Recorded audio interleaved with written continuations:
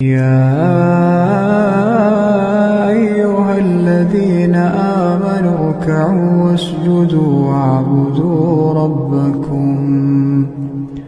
واعبدوا ربكم وافعلوا الخير لعلكم تفلحون.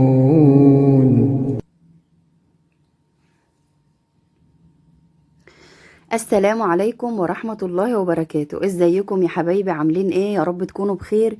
يوم جديد ويوم سعيد علينا وعليكم يا رب. هنبدأ مع بعضنا اليوم النهاردة من المطبخ، وهيبقى اليوم من اوله هشارككم كل حاجة انا عملتها فيه في بداية اليوم كده. في اليوم ده كنا صايمين. انا طلعت كان عندي اجنحة ومطرح الخلي بتاع الفراخ بتاع البانيه والاوراق اللي احنا بنطلعه لما بكون دبحه الفراخ وخاليه واخده منها بانيه يعني وشاورما، فبيفضل عندي الصدر وبيفضل عندي العظم بتاع الوراك والاجنحه انا بعملها وجبه لوحدها. فطلعتهم كده من بدايه اليوم من الفريزر وحطيت عليهم ميه علشان طبعا يفكوا، على ما اكون يعني هعمل كذا حاجه كده يكونوا هم فكوا وابتدي اشتغل فيهم.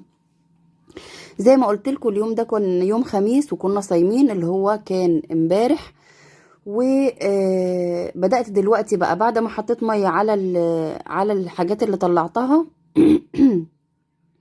كان عندي طبعا مواعين في الحوض، بس كان المطبخ زي الفل ما فيهوش اي حاجه غير شويه المواعين اللي في الحوض.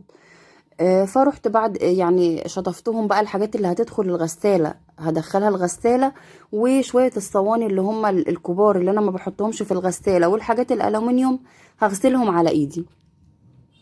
فانا في البداية كده هبتدي اعبي الغسالة علشان افضي الحوض. انا ما بعرفش اشتغل ابدا ولا اعمل اكل ولا طبيخ الا لما يكون الحوض بتاعي فاضي، غير كده ما اعرفش اعمل اكل بصراحة. فلازم ان الحوض يكون فاضي ونضيف. بدأت ارص زي ما انتوا شايفين كده الغسالة، يعني ما بشغلهاش غير لما بتتملي على الاخر، يعني هسيبها برضو لاخر اليوم على ما نتغدى وكده واحط بقية الحاجة فيها وهشغلها. دلوقتي بقى زي ما انتوا شايفين هبتدي اغسل الصواني الكبيرة دي اللي هي ما بتخشش الغسالة والحاجات الالومنيوم. ولغاية هنا هفكرك تحطي لايك لو ما كنتش حطيتي، تشتركي في القناة لو انت مش مشتركة، ولو عجبك الفيديو شاركيه مع كل اللي انت بتحبيهم. تمام، اوعي تنسي تحطي لايك.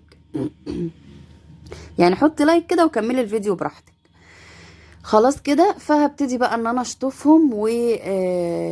عندي مشكله مع المواعين الالومنيوم، لازم اخليها تلمع، يعني مع ان انا مفصل ايديا بيوجعني بس خلاص ما برتاحش ولا اعرف اكل في حاجه الومنيوم الا وهي بتلمع. هتشوفوا دلوقتي الكسرونه هيبقى شكلها عامل ازاي. خلاص يعني طبع بقى، وما بعرفش ان انا اليفها كده تليفه عاديه وخلاص، لازم تلمع كده عشان احس براحه نفسيه. فشايفين ما شاء الله بتلمع ازاي. دول شوية الحاجات كده اللي انا غسلتهم، والحلة ديت انا مخرجاها من ظرفة المطبخ علشان انا هسلق فيها دلوقتي الفاصوليا. هنعمل مع بعض النهاردة فاصوليا ورز. فدلوقتي كده نقيت الفاصوليا وغسلتها، وهبتدي احط عليها مية من الفلتر علشان احطها على البوتاجاز تتسلق.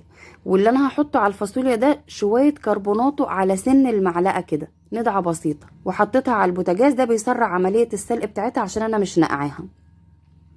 في الوقت ده بقى انا كنت في اليوم ده برضو هعجن شوية عيش علشان رمضان، كل سنة وانتوا طيبين، علشان السحور وكده.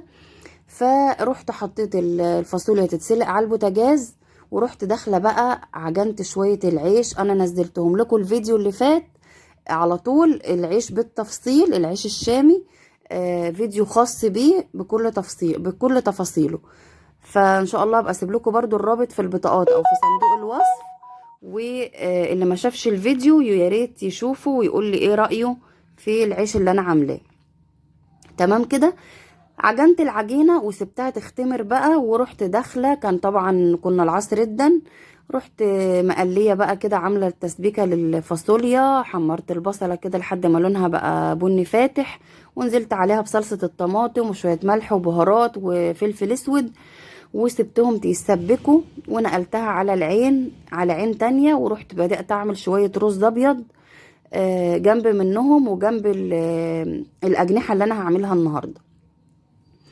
فبشوح بقى كده شوية الرز لحد ما الاقيهم كده بيخرفشوا في قلب الحلة، لحد ما يكونوا شربوا كده المادة الدهنية كويس قوي. في الوقت ده كانت التسبيكة بتاعة الفاصوليا خلاص خلصت، نزلت عليها بالفاصوليا المسلوقة، وهزودها كده كبشتين شوربة علشان تخليها مسكرة كده وزي العسل. وبرده الرز هسقيه برده بشوربه، بيبقى طعمه تحفه جدا، وبروح حاطه عليه كمان مكعب مرق وشويه فلفل اسود، وتاكلي احلى شويه رز ابيض بيبقوا مسكرين عسل وطعمهم تحفه. برضو في الوقت ده كانت الأجنحة بتاعتي والدهور والحاجات دي اتسلقت. أنا بحب أحمرهم جدا بطماطم، عصرت شوية طماطم، حطيت عليهم ملح وبهارات وفلفل اسود، ورحت محمرهم زي ما انتوا شايفين كده، منظرهم تحفة وطعمهم أحلى. كنا في الوقت ده طبعا خلاص المغرب هيدن وهنغرف الأكل. زي ما انتوا شايفين كده غرفنا الرز والفاصوليا وحطينا جنب منهم شوية مخلل، وخلاص قعدنا كلنا بالهنا والشفا، وكل سنة وانتوا طيبين. بعد ما خلصت بقى افطار، كان طبعا العجين خمر خالص، قمت رحت مقطعاه وفرداه وخبزت بقى بعد الفطار. وكان ده اليوم بتاعنا كامل، وكنت تعبت جدا في اليوم. هو كان يوم حلو وجميل، بس كان مرهق ومتعب شوية، لان طبعا اليوم كان طويل وخبيز وعجين وكده. بس الحمد لله رب العالمين أنجزنا، وربنا يتقبل منا ومنكم صالح الأعمال، ويبلغنا رمضان ويسلمه لينا ويتسلمه منا متقبلا يا رب العالمين. اللي ما شافش فيديو العيش يا ريت يشوفه ويعمل له شوية كده على رمضان. رغيف العيش غالي جدا بقى ب3 جنيه، وأول ما بيطلع من الشنطة بينشف وما بيبقاش حلو. فاللي عندها كده تجيب شوية دقيق وتروح عجناهم وخبزاهم كده، تطلع منهم على السحور يبقوا زي العسل. اول ما تخبزيهم عبيهم سخنين في الشنط، هيطلع من الفريزر اكنك لسه خبزاه، وهتلاقي لقمة عيش نظيفة وطرية وحلوة وهتعجبك وتبقى زي الفل.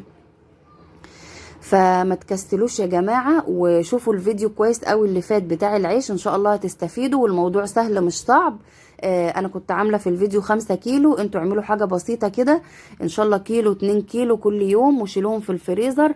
هتلاقوهم اوفر وطعمهم احلى كمان. وده كان الفيديو بتاعي، يا رب يكون عجبكم، واشوفكم في فيديو جديد، مع الف سلامة.